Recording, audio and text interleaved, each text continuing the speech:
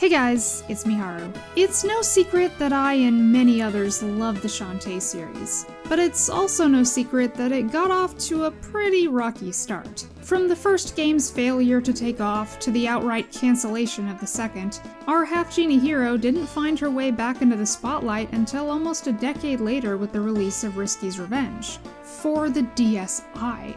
While this was a questionable decision for an initial launch platform, that didn't stop it from receiving favorable reviews, with critics calling it one of, if not the best game you can download for your DSi. This was definitely the push Shantae needed to gain more recognition, but it wasn't quite enough. WayForward could do one better, and a few years later, they did just that.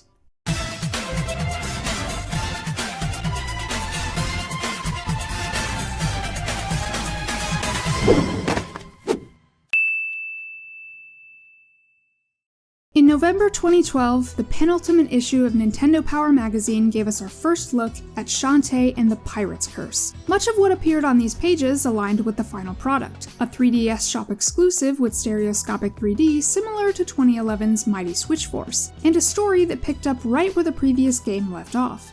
The article described the game as being twice as big as Risky's Revenge, including secret areas, an improved Metroid-style map system, and of course, the main draw, Shantae's new pirate gear. But while the magazine does mention items that would make it into the final game, like the pistol, scimitar, and boots, it also mentions a few that would not, such as throwing knives, a grappling hook, and remote detonated mines. Some pictures even depict unused locations and enemies. The game featured a much more detailed and less cartoony art style than Risky's Revenge. Inti Creates artist Makoto Yabe produced many expressive portraits designed with a 3D effect in mind. And yes, when you turned that effect on, it would emphasize certain aspects of the artwork. Pirate's Curse was released on October 23, 2014. Taking place directly after the events of Risky's Revenge, Shantae, now a full human after having lost her genie magic, finds herself forming an unlikely alliance with her archenemy, Risky Boots. Together they embark on a quest to put an end to the curse brought upon by the dreaded Pirate Master, the former captain of Risky's crew. Other than the outstanding gameplay, which we'll get into, the story is definitely one of the game's main highlights. The previous two, and even Risky Revolution for that matter, followed a very standard formula. Things are quiet in Scuttletown until Risky shows up, does something evil, and Shantae has to stop her. Pirate's Curse mixes things up by introducing a villain who poses an even greater threat to Sequin Land, one that even Risky fears. This is the first and so far only game in the series that doesn't feature Shantae's iconic transformation abilities, making it the black sheep of the franchise. However, remember those pirate weapons I mentioned earlier?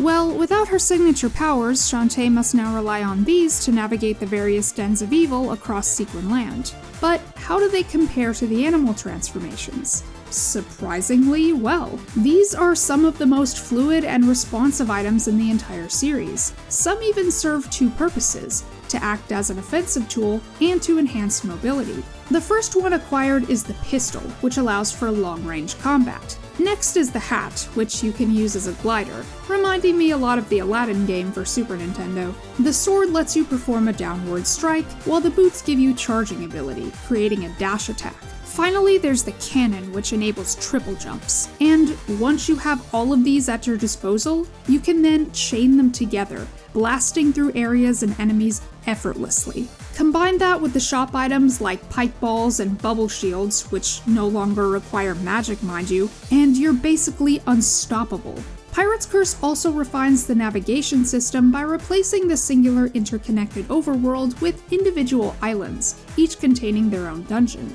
This eliminates the warp squid fast travel method in favor of pirate flares, which transport you directly back to the start of each island. These changes, combined with the new abilities, greatly simplify backtracking. This game is often cited as the fan favorite in the community, and for good reason. It dared to take risks, no pun intended, by removing a series staple and replacing it with something that felt equally natural. While WayForward is known for making some unconventional choices, this particular gamble paid off brilliantly.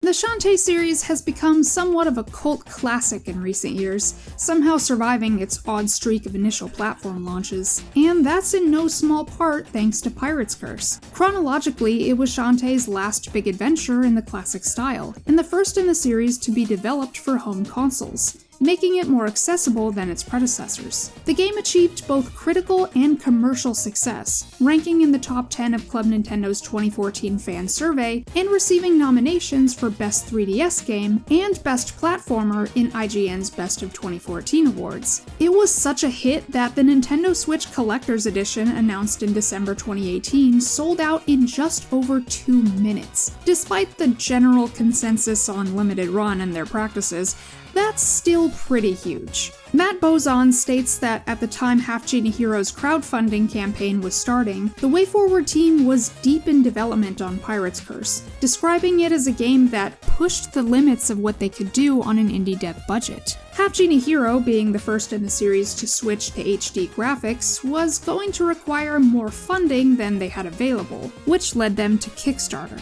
While this decision did help introduce the world of Shantae to a wider audience beyond its fans, I believe Pirate's Curse's impact was far more significant than we realize. From this point on, every subsequent game drew inspiration from this third entry, and remained more or less consistent in terms of quality. The gameplay became faster paced, and the overworld was no longer a confusing maze with nonsensical warp placement. Everything was clearly segmented. Seven Sirens in particular really embraced this influence, featuring beginner-friendly design and instant animal transformations similar to the pirate weapons, creating a perfect blend of old and new mechanics. Even the latest edition, Risky Revolution, follows these design principles, despite taking place before Risky's Revenge. Pirate's Curse is also the only time we see Shantae in anything other than her default outfit throughout the whole adventure. And I do mean that. Though only the vest is used in her portrait most of the time, the entire getup is visible in the sprite work when using the weapons. It's such a recognizable look that those unfamiliar with the series could easily mistake her for a pirate girl rather than a half genie. Another popular character suggestion is Shantae, a teenage pirate girl with little clothing on her torso. I know that's a parody video, but the fact that anyone wrote that means there is truth to it. Just goes to show that even something as simple as a character's clothing in one singular game can become so iconic that it shapes the way we view them as a whole. Overall, there's so much to love about Pirate's Curse. Great storytelling, a fantastic soundtrack by Jake Kaufman, a super fun New Game Plus mode. It came at exactly the right time when we needed it most, and showed us everything that the series could be. And I'm still of the belief that it, along with Seven Sirens, are the best entry points for newcomers. As Matt said, WayForward was pushing the limits of their budget, but that creative risk-taking was exactly what put the series on the map. Going from a little indie title that barely anyone knew about to something so recognizable by many. What started as a bold experiment became the blueprint for Shantae's future, cementing the Half Genie Hero's place in gaming history. Thank you so much for watching, guys. As always, if you are new, don't forget to subscribe for more casual gaming content, and I will see you next time. Until then, this is Miharu, signing off.